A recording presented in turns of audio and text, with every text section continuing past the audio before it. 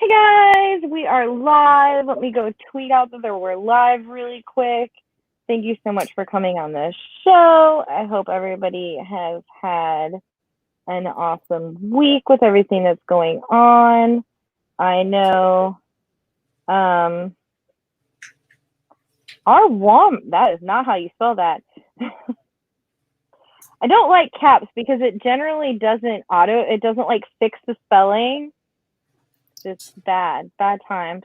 But our Walmart got shut down this week because somebody posted on Facebook that they were going to go loot it and like catch it on fire. So they shut them all down over here and put a police presence all up and down the street. It was insane. It was so crazy. So crazy. Well, today we are here with Kelly McWilliams, right? Williams. Yep, that's right. And her book, Agnes at the End of the World. I have to say, I am so sorry, but I went through most of this book calling this girl Agnes for some reason. And then it just kind of clicked to me. I was on like one of the last couple of chapters. I'm like, wait a second. Her name's that's Agnes. That's not Angus. That's Agnes. And I'm like, oh my goodness. 400 pages of calling this girl the wrong name. It's so easy to switch those letters right in the middle. It is. And I was thinking of, MacGyver, because his name is Angus. And I think that's kind of where it popped up at. And I can't believe I did that, because like in books where I just don't know how to pronounce the name, I usually give them like a nickname. But this, there's no reason, why I shouldn't have known what this girl's name is. It's horrible. Horrible. So at the core of this book, would you consider it a dystopian or not so much?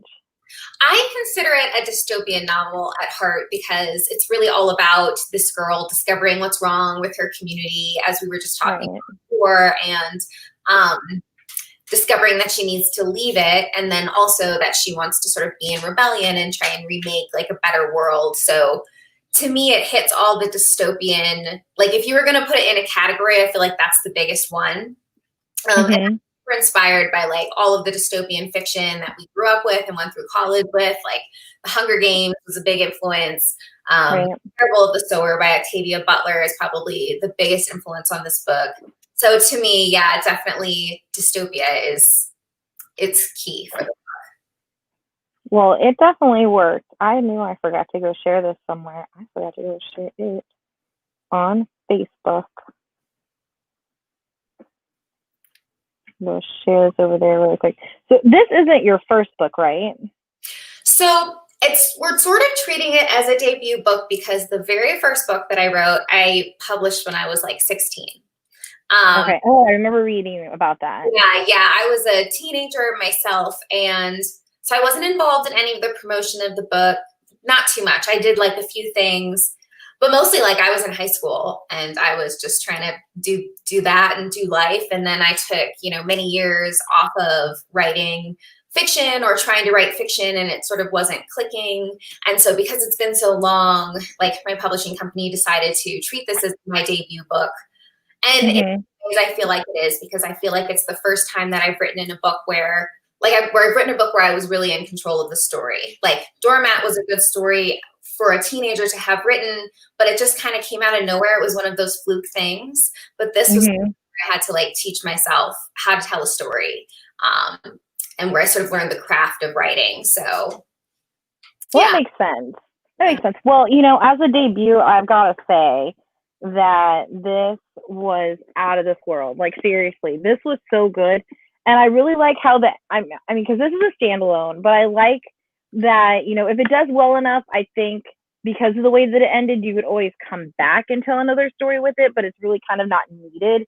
So it's like it's left open, but it sums everything up. We have an ending. We really don't need anything else, but you could if you needed to. Right. It's totally See, we have some write-in questions, which of course, guys, if you are watching, you can tweet them out. You can toss them on Instagram, Facebook, post them anywhere if you cannot post them on YouTube, and I will find them. So this is from A.T. Lopez. Thank you for tuning in. They said it was absolutely phenomenal in the terms of world building. I do have to say that you took like our world, you turned it on its head, added these creepy creatures that you just felt sorry for, and it worked. It worked so well. So how did you go about the process of creating this world that Agnes lives in? Oh my goodness. It was like, this was a book that it took me about 3 years to write. And Oh, wow. started in, like, I really first had the first tiniest glimmer of an idea for it when I was pregnant with my daughter and having like those wacky pregnancy dreams. And like, very vivid dreams. Right. Really, I saw this girl like pushing a shopping cart through the desert, like that was part of it at the time, and trying to take care of a younger sibling. And I think it was sort of my mind trying to reckon with also becoming like a mom myself. And just, I was also pregnant during the Zika epidemic. I don't know if you remember that, like way back. Oh, yeah. So we were all terrified because it was like I lived in Honolulu. I lived in a tropical place, and I started to hear those things on the news, like pregnant women should avoid standing bodies of water, like make sure you wear them right every day. And so just that sort of element of strangeness and just almost like Lovecraftian kind of horror just was really in my mind, and it just all got sort of churned in like the Vitamix of my subconscious like into something really crazy. And but something that just felt like a really unique image to me that I wanted to capture, like those nests and those red creatures. Well, it definitely worked. It worked very well. I mean, my goodness, this book, like especially towards the end of it, it just like ripped out my heart, stomped on it, and then you're like relieved because what you think happened didn't happen, and then you're just like, excuse me, while I'm over here having a panic attack. I get that a lot too. I get a lot of like, I almost didn't finish it, like, which I totally understand. Yeah, no spoilers, but yeah. It's so crazy.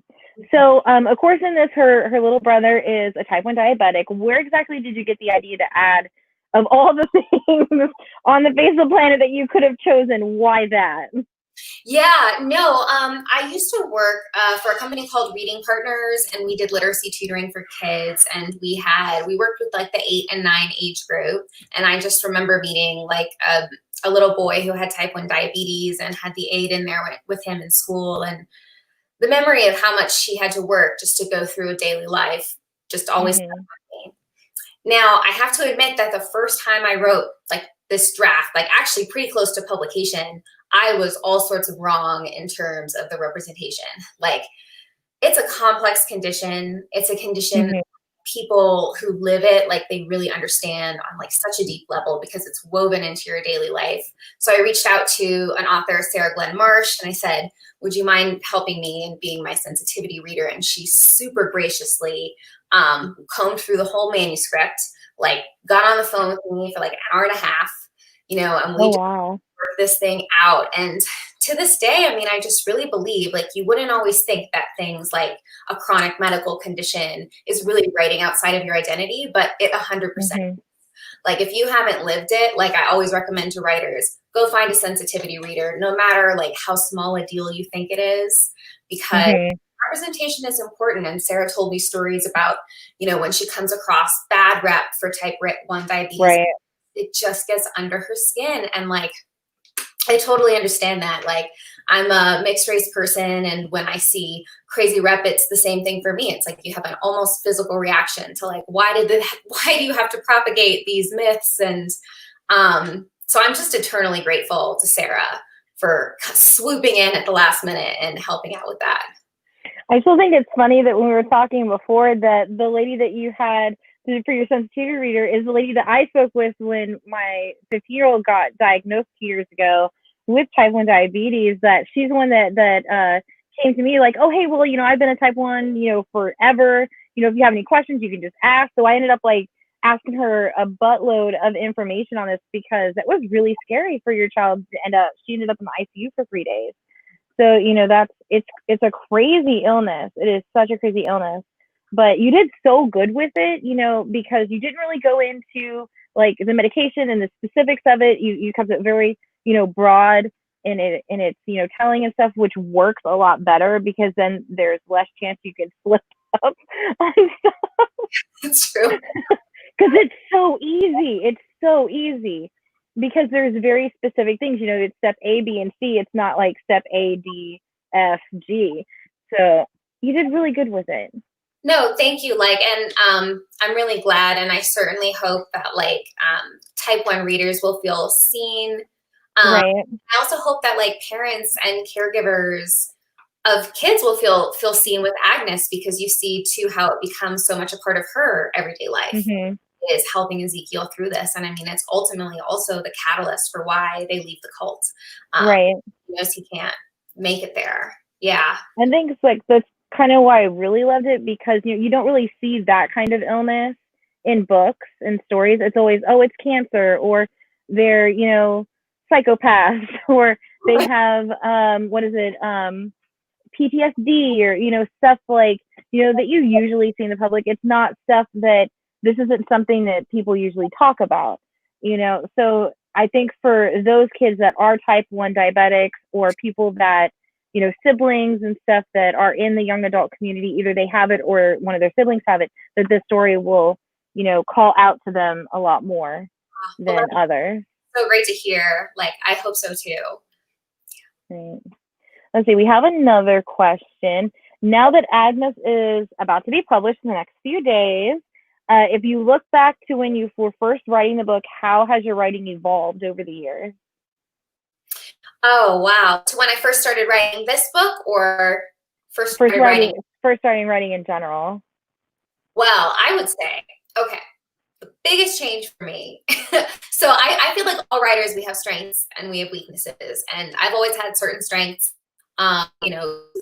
style, being able to connect with characters. There have always been things that I could do, but I had one really big sort of fatal flaw, really, which was that I was not a great storyteller. And something that really helped me during the revision process of Agnes. The book had sold to little brown young readers, and it was a hot mess.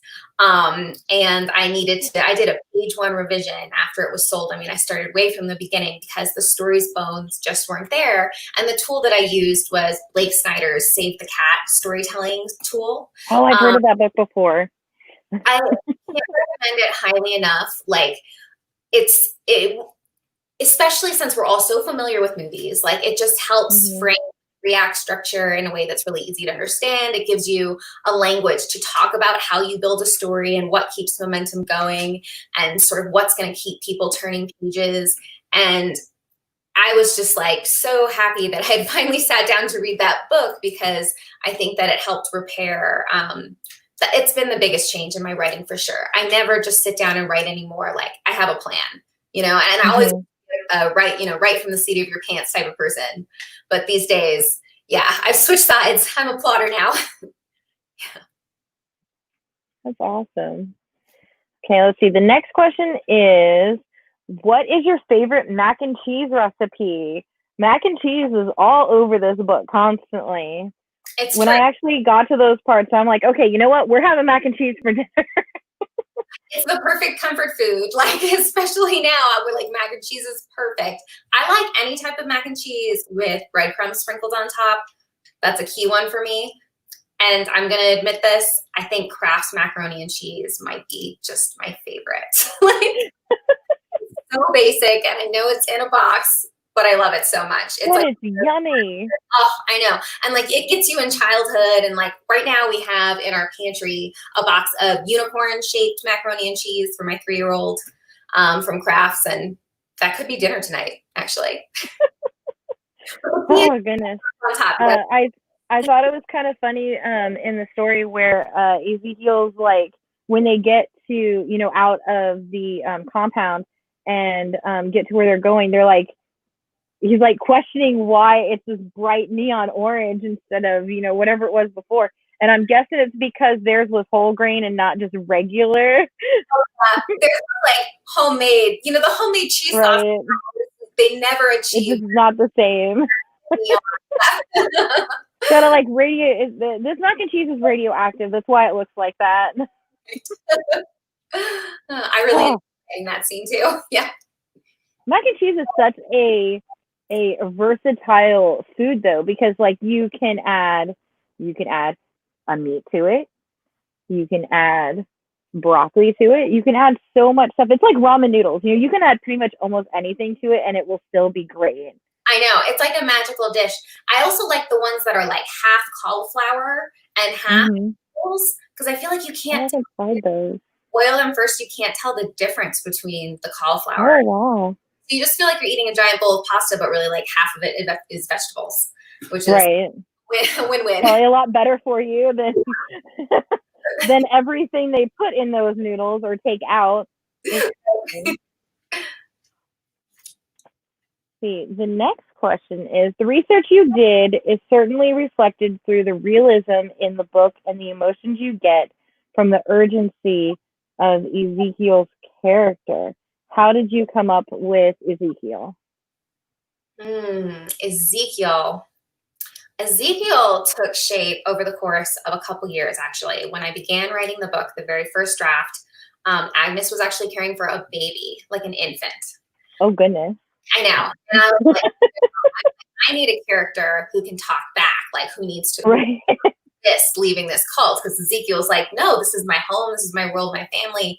He can't really understand what's happening. And as my kid was getting older too, and she was starting to talk back, like that sort of worked its way in. But the character of Ezekiel, he's always been my favorite. He believes in Agnes so much, and like there's just something so pure about him, like the way he wants to see the world and God, and then also connecting over superhero comic books with one of the outsiders. I don't know, Ezekiel, he's probably my favorite character in the book, to be honest. Yeah. Let's see. So, titles. Was this always the title of the book, or did it go through a couple different ones? So the title was always some version of this. It was actually originally Agnes and the End of the World, but my brilliant editor pointed out that books that include "and" in the title sort of signal that they're middle grade. Like Aaron Bowman has Girl in the Witch's Garden coming out, The Lion, the Witch, and the Wardrobe. Like I didn't know this until she mentioned it to me. And I didn't know that either. And that's bad. When this is I read, that's horrible. And but YA books, no, it's like and at first I actually kind of resisted because I had grown so attached to the working title I'd used for years. But then the more I thought about it, it was like Agnes at the end of the world. It felt kind of like she was standing on a cliff, and about to jump off. And that's really, I felt like that said something true about the story too. Right. And what about the cover? The cover. I am so in love with this cover, and I can show you. I think you have the advance. This is the I have the advanced reading copy. The hardcover. It's fine. Hardcover also has a little map in it, which is really cool. But it was don't have a map. No, the map wasn't ready yet. But this is it. This is map. I didn't even know that. It says map TK. I was disappointed that it didn't make it in, but yeah. Oh, I want a map. I will totally send you one of these books, and you can have the map for sure. It's Red Creek. It's got like the canyon. Cool. The cover, when they first sent it over to me, I was in love right away. I can't imagine a better cover for this book. I love the red ribbon. It was designed by Tom Bagshaw. And it's just like, I feel so lucky to sort of be sharing space with this amazing work of art.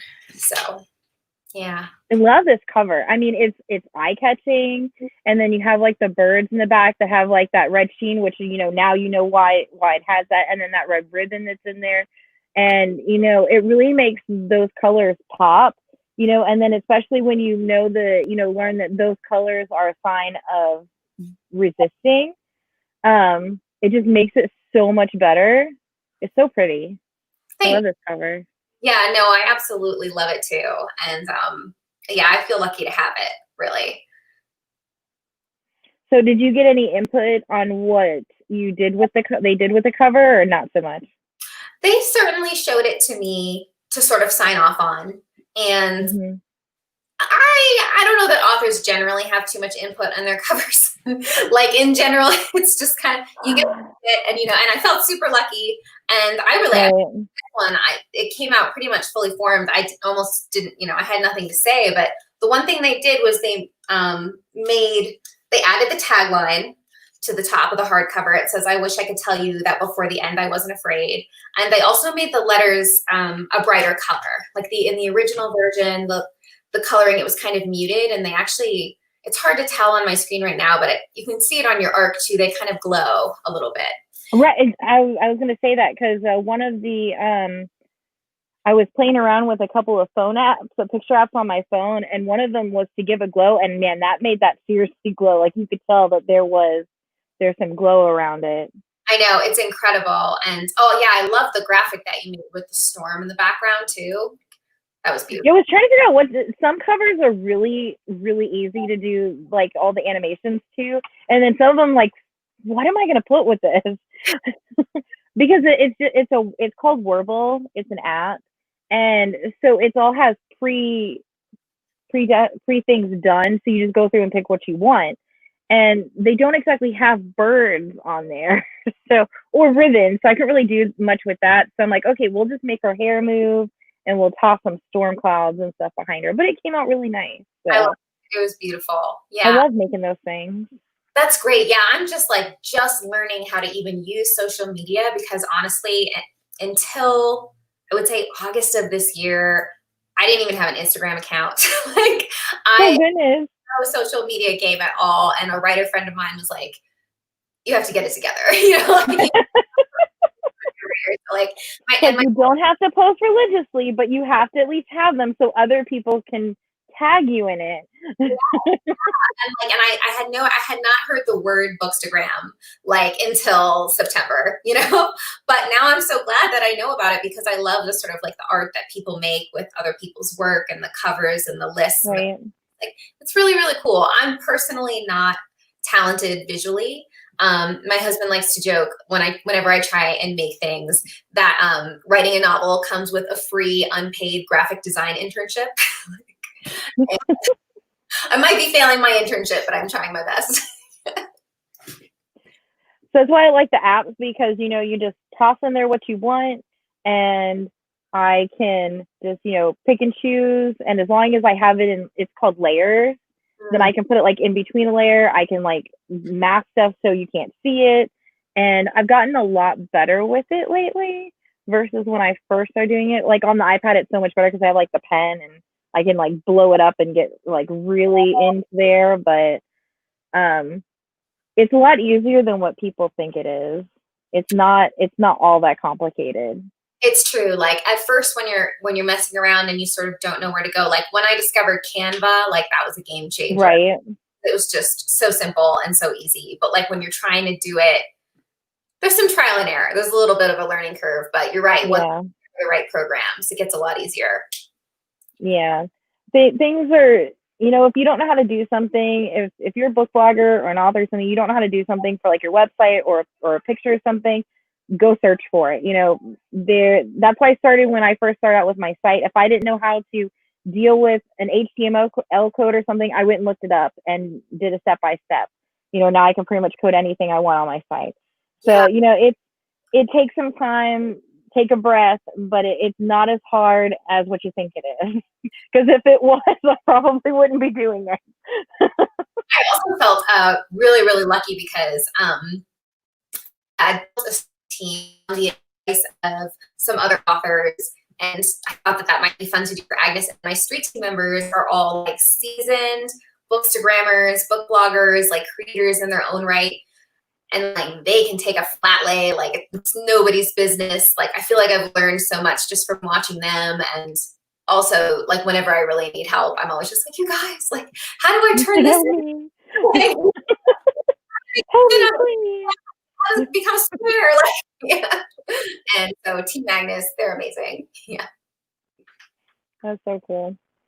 Let's see. So now that you've completed your first official novel, what is next for you? So I am working and in the finalizing processes of getting a new book contract underway, and the book is going to be called Mirror Girls for now, although we'll see how that changes. And it's a YA historical fiction book this time. It's going to be set in the Jim Crow era South, and it's about two twin sisters, one who's darker skinned Black and one who's light enough to pass. They're separated at birth, and they have to come together to solve the mystery of how their parents were murdered.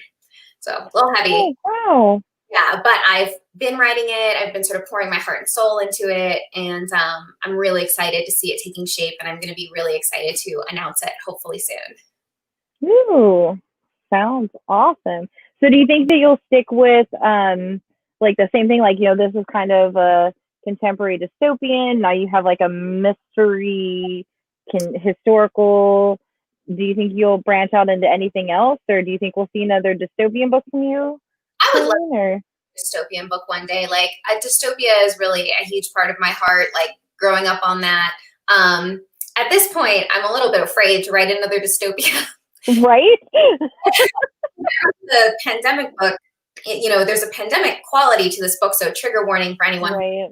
Like a lot of it is just dystopic and about the cult, but especially in the latter half of the book, there is a pandemic, and then like COVID-19 hit, and so I have this like things that I'm now afraid to write about. But actually, in a sort of more personal sense, I feel like this book taught me how to tell a story, and I love dystopian. I love to read it, and so that's sort of why it took the shape that it did. And now that I know how to tell a story, I want to sort of dive into something a little bit more personal, something that maybe would have scared me before I had done this. And there's still going to be, it's YA historical fiction, but there's going to be a little magic, a little bit of ghost. Now, I can't imagine. That was my next question. Yeah, I can't imagine writing something without any magic in it, or any strangeness at all. So it's historical fantasy. There you go. Mystery. Yes, historical fantasy. That's exactly how I should say it. Yeah, it's I really just I don't think I could write a straight contemporary. Like, if my life was not, there would be some kind of something in there. Yeah. Right. Well, the powers in this, I loved how, each person that had acquired them, that it was just slightly different, on how their powers manifested. And then, and how they either kept their powers or, they were stripped.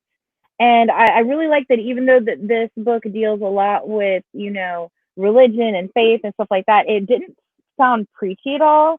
A lot of books, that dealing with, Christianity and stuff really come off very preachy, like they're preaching at you, but this one did not. It's just, this is what Agnes believed in. She learned that, this part of the faith through the cult was not true. Okay, that stuff's been deleted. We'll go with this stuff instead and move on. And that's what I like about religion and stuff and faith, is that you can use the parts that you like, and stuff that you don't believe in or don't, mesh with everything else. You can just leave that stuff behind and not have to worry about it. I totally agree. I feel like for people who are really drawn to like, religion and faith, but like have grown up, are more oppressive, more fundamentalist leaning churches, like, I do want people to know, like, yeah, you can take what is useful for you and leave the rest behind. You can like invent your own religion. You can like, start practicing. You can explore, like, find where you feel safe. And I'm so glad to hear that this book isn't preachy, because that to me would be like the worst failure. I really strongly think like young adult books should never be preaching to children. Right. Like, because it's like it's in the hands of these young people, and you want to let them make up their own mind. And so it was really important to me to put in like an atheist character, to put in a character who just really strongly believes that you can tell the future from butterflies, like things. I wanted to show the spectrum, and that like wherever you land on faith, it's okay, and there's space for you. Yeah, it works. I loved it. I was gonna say something else, and I don't know what it was. Oh no! Oh goodness gracious! See, I knew I should have written all these down. It's because something popped in my head, and I was gonna ask it, and then it went poof. Well, guess I'm not gonna be. Oh, that's what it is. why did you choose to do multiple points of view? Because I mean, that's hard. Multiple points of view, there's really good ones, then there's kind of good ones, and then there's like the horrible ones. And this, I mean, I love that we got Agnes and Beth's points of view, because I mean, I couldn't see this book being told in any other way. That's so great that you mentioned that, because the first version of the book, it was just Agnes's voice.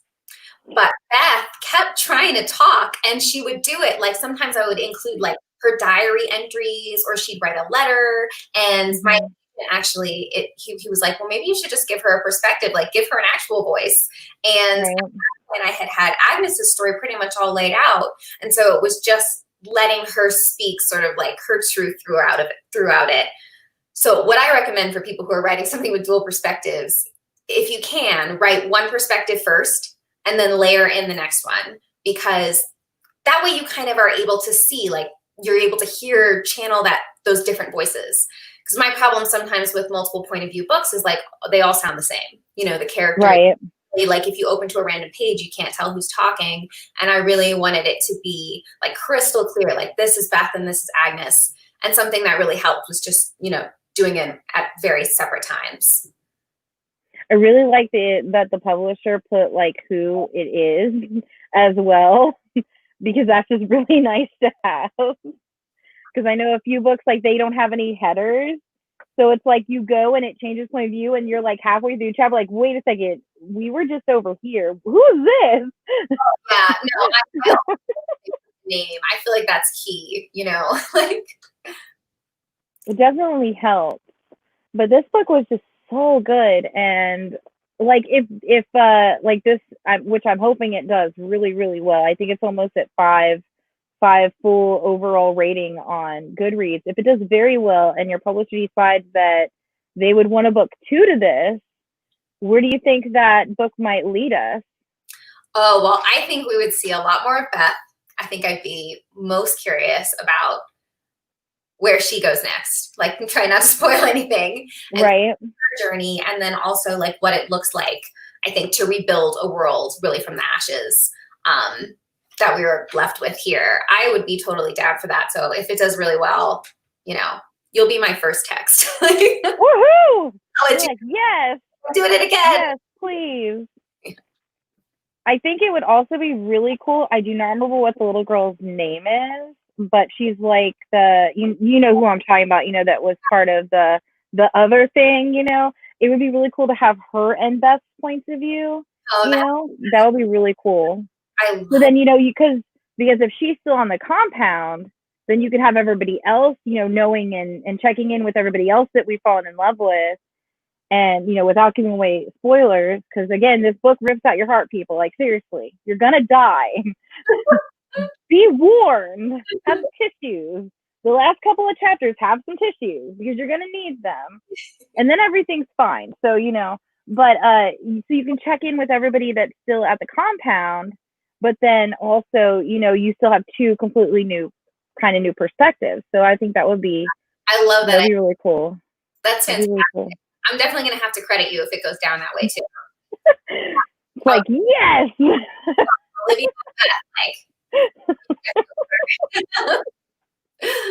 Oh, see, and this is like one of those books that I actually had this on Idlewise, and I grabbed it, and I grabbed it because of this cover, and I don't read the back of the book, so when I started, I'm like, oh, it's another cult book. Oh, and then I'm like sitting there, because I'm sitting in the living room and I've got my headphones in, and I'm like reading. Oh, it's raining. Go put the dogs in. Reading. Oh, I'm done. Oh crap, what am I gonna do now?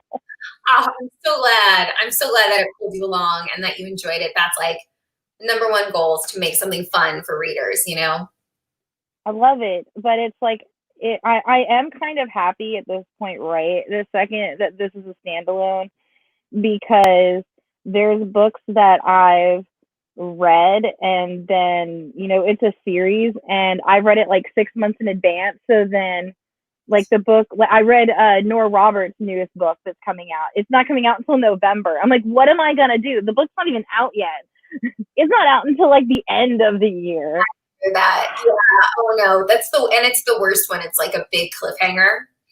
Right. Yes. I just did that with Crave. I read Crave by Tracy Wolf, which was really good. Regardless if you like the Twilight or not, this book was so amazing. And it ends on a cliffhanger. I'm like, seriously? I mean, luckily the next book it comes out in September, but still that's quite a ways away. And I'm like, but I need it now. But yeah, I love this.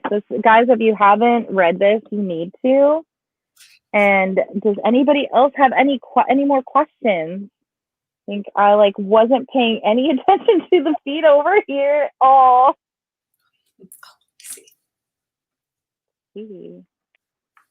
All right, so it looks like that is all she wrote. Thank you so much for coming on the show. Yeah. I loved it. Loved it so much. And I really, does this go on the finished copy? You see the ribbon wraps around the spine? Yeah, it's kind of wraps around the spine and it goes through the letter D there. That's so cool.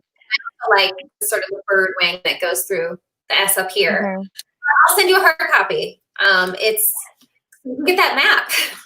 Not gonna say no to that. Yeah, it's I get Owlcrate and they do exclusive covers. I kind of wish that they would have chosen this one just to see what they would have done with it, because some of the things they do is just so amazing. And this cover is already beautiful and breathtaking and just speaks volumes of the actual story. So it's been kind of interesting to see what they would have done with it. And okay, which one do I like better? This is hard. Oh, so good. So good. Well, you made my Friday. Thank you for this.